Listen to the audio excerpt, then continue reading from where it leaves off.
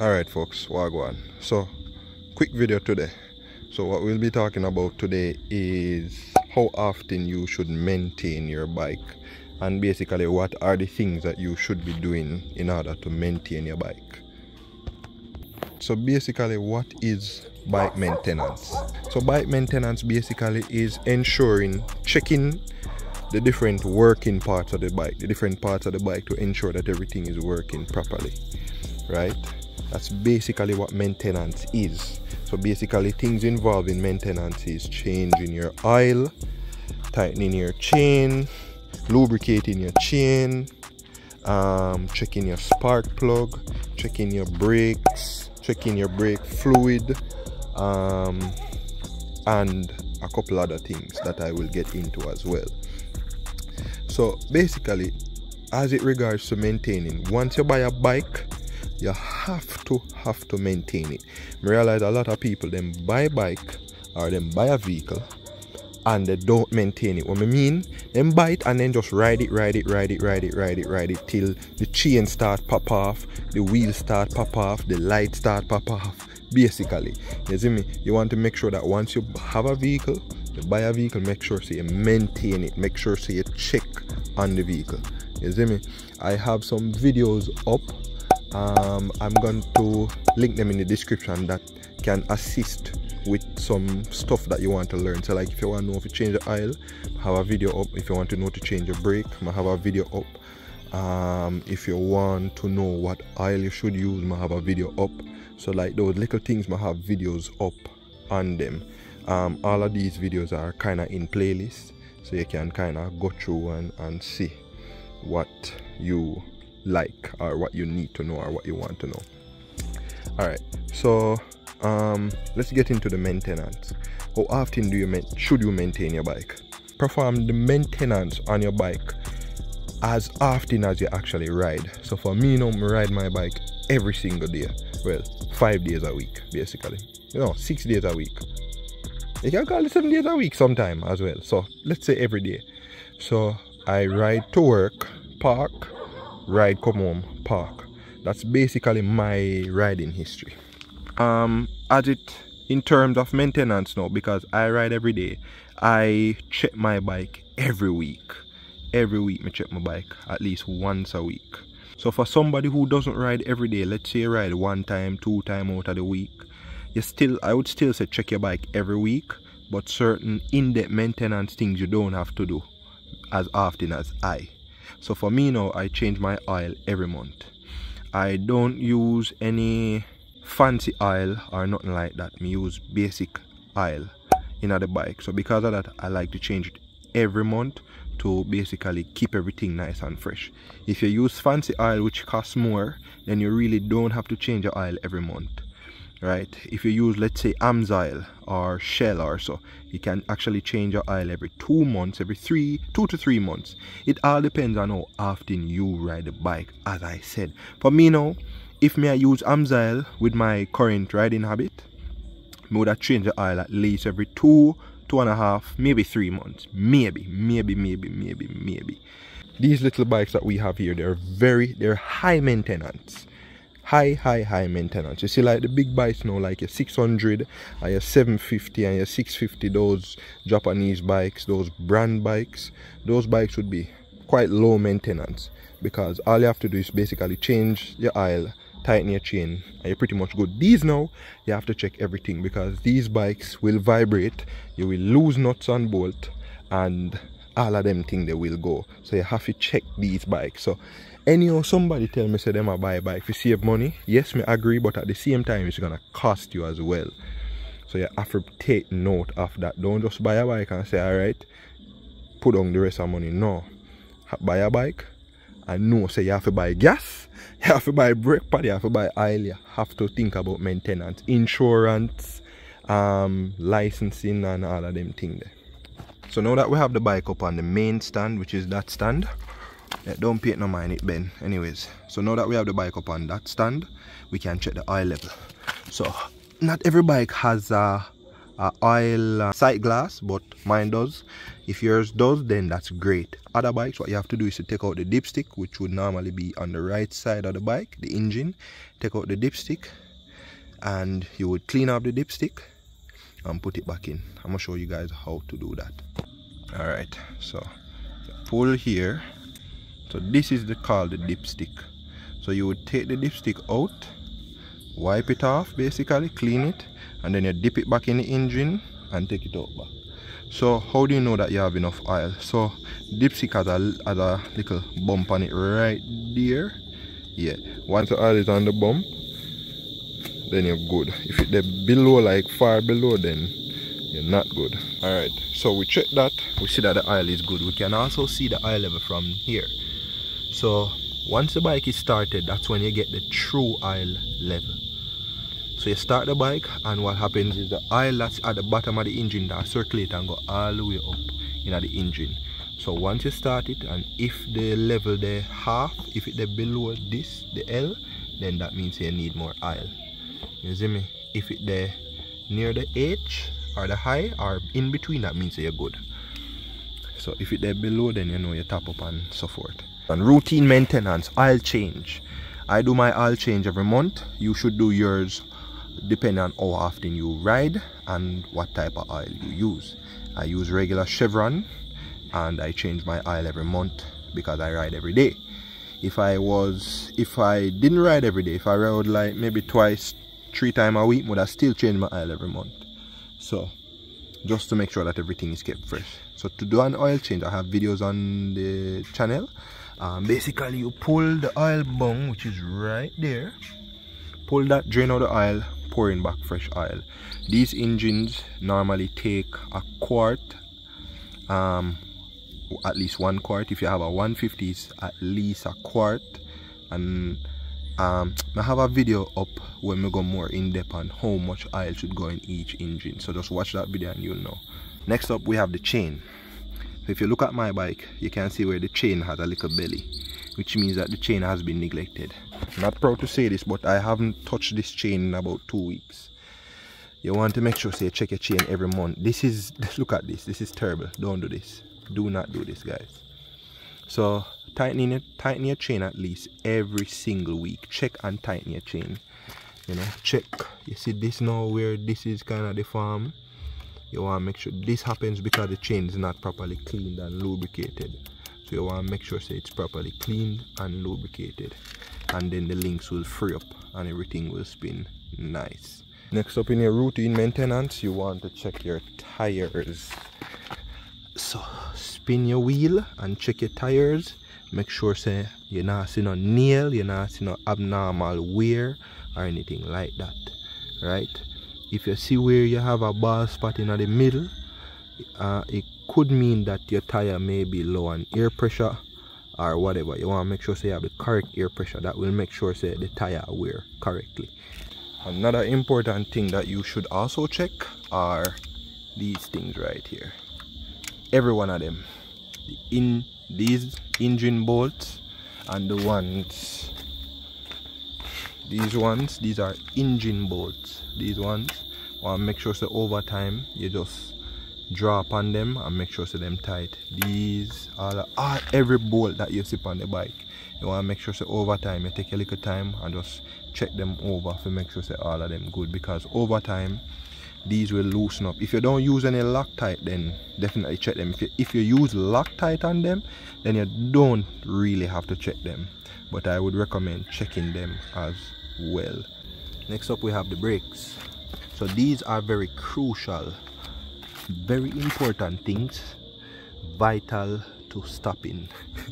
So always make sure you check your brake shoe to ensure that it is not worn down. You see me? If the brake shoe itself, which is in here, if the brake shoe or the brake pad, if the brake pad is worn down, then you have metal rubbing against metal. So be metal rubbing on the rotor.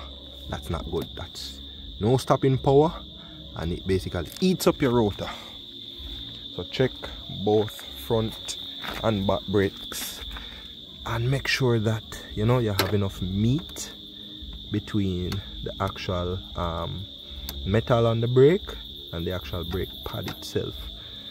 Up top, sometimes what we may neglect are these things right here. These things, these are the cables. Same for this side as well. This is the clutch cable. So a lot of times we may neglect these cables. Always remember to check your cables. So you have the clutch cable over this side, and then you have the gas cable, which is this one over on this side. How you check it? You can check the gas cable by taking off your control here.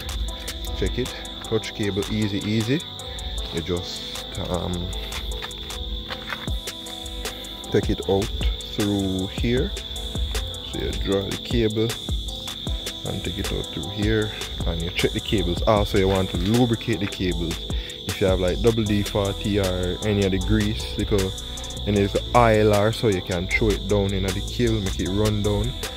Over time, you want to ensure that the cables are lubed. So like maybe like every 6 months or so, you know, you lubricate the cable, or every 3 months, every 4 months or so, you lubricate the cable, because once these cables get dry or too dry, they start to break, and then you have problem there. Another routine maintenance that you can do, this one you can do this like maybe once a year or so, is cleaning your carburetor, right? You have some things that you can throw in your gas tank, seafoam, and you have carb cleaner, something like that. You can throw in your gas tank and it mixes it with the fuel, and it basically helps to clean out the jets in the carburetor. Otherwise, you want to take off your carburetor, and you can use gas, or you can just purchase brake cleaner or carburetor cleaner and clean out the jet them in the carburetor. I have a video of me and my brethren cleaning a carburetor if you want to know how to do that. Right next to the carburetor, you have the spark plug, which is here. So you want to, this is the spark plug cap, and then you have the spark plug right here. So the spark plug, how you can check the spark plug, take it out, use your spark plug tool, take it out and look at the piece here that goes in the engine. If it's brown in color, that means it probably, if it's brown and it look wet, that means the oil come through the piston, and then you have to go take your bike to a mechanic to sort that out. That's another thing. If it's super dark, so you can know when your bike running lean and when it running rich. If it's too black or too brown, that's a problem. It must be in between, and then you know everything is burning good. Spark plug, you can change the spark plug like maybe once a year or once every 2 years. Nowadays, a lot of times we are buying some spark plugs and they're not good. So a lot of times we have to change the spark plug long before a year, long before even 6 months. So just make sure you buy the good spark plug then, which will last longer and make your bike run better. Here you have the shocks. Here you have the front shocks. Here you have the back shocks. Front shocks, always check your shocks to make sure that it is not leaking or anything like that.